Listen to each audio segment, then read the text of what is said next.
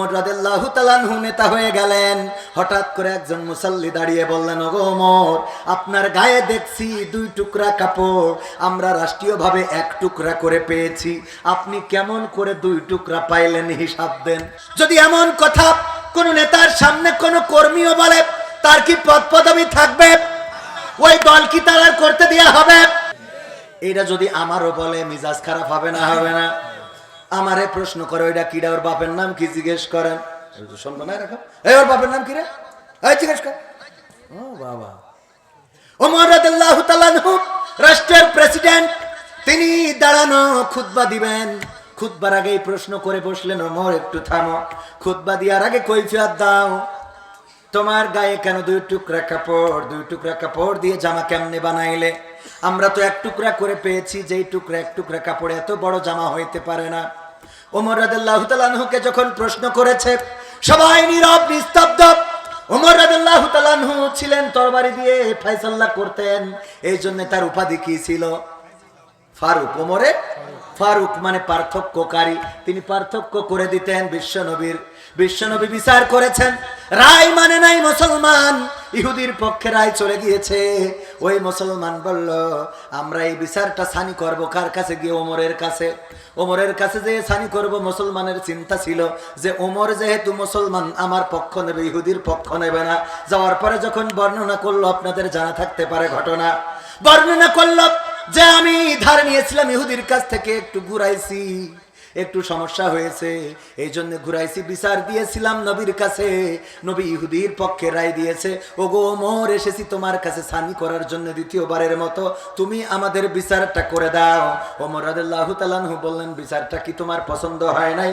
বলল না। বলল পছন্দ কি হয় নাই? বলল না। তৃতীয় আরেকবার প্রশ্ন করলেন, বিচার কি তোমার পছন্দ হয় নাই? বলল না। ওমর রাদিয়াল্লাহু তাআলা আনহু বললেন, একটু বসো, ভিতরে থেকে আসি। তরবারিখানা নিয়ে এসেছে, খাপখোলা তরবারি। মুসলমান চিন্তা করছে এইবার ইহুদির গলা, মনে করছে অরবিন্দ দাদার এবার শেষ করে দেবে না। ওমর রাদিয়াল্লাহু তাআলা আনহু এসে আরেকবার জিজ্ঞাসা করলেন, বলো আমার রাসূল বিচার করেছে, তোমার কি পছন্দ হয় নাই? বলল না।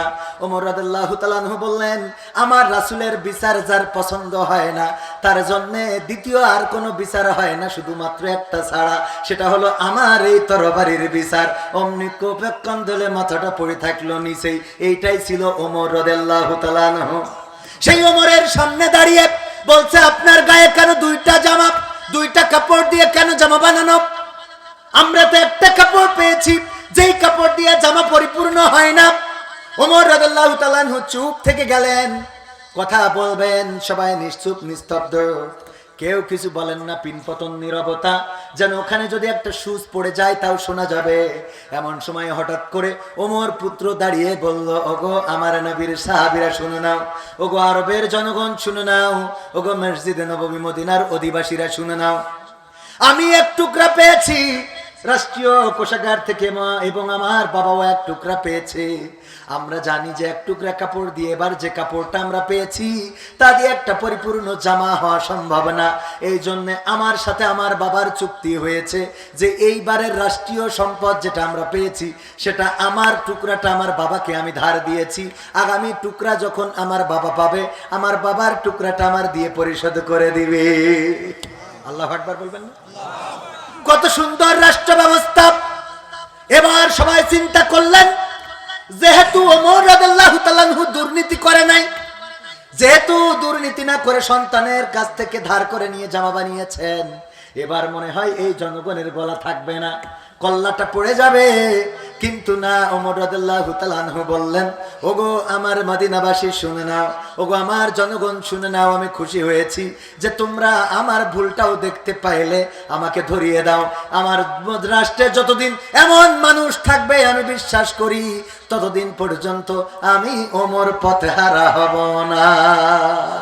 আল্লাহু আকবার।